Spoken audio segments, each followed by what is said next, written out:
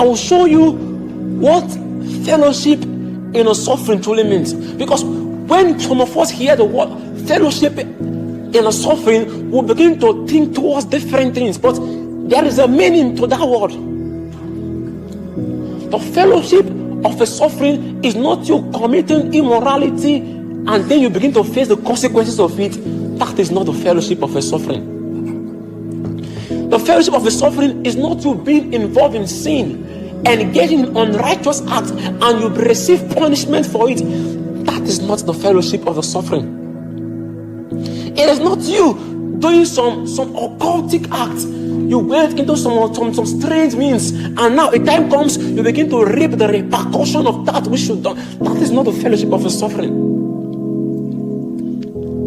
Fellowship of a suffering is suffering for righteousness. It is suffering as a result of your obedience to God. That is fellowship of a suffering.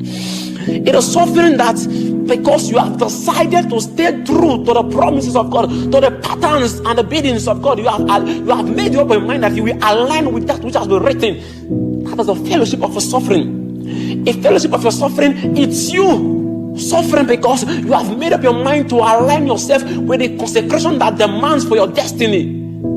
It's a suffering that comes from antagonizement, that comes because you have decided to walk in pari passu with the ordinance of heaven according to that which was written for you.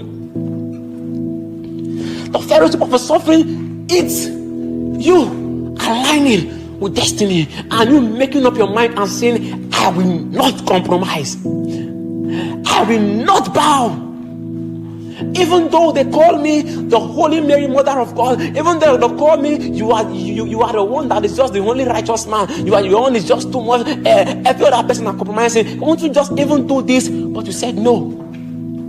Even though this thing, even though I'm antagonized, even though things are not working, I will not steal. Even though life begins to, it's as if I'm receiving attack from every side, I'm not going to bow to bow. Even though life is treating me in a way that looks unfair, because I have decided to hold on to my consecration, I will not compromise.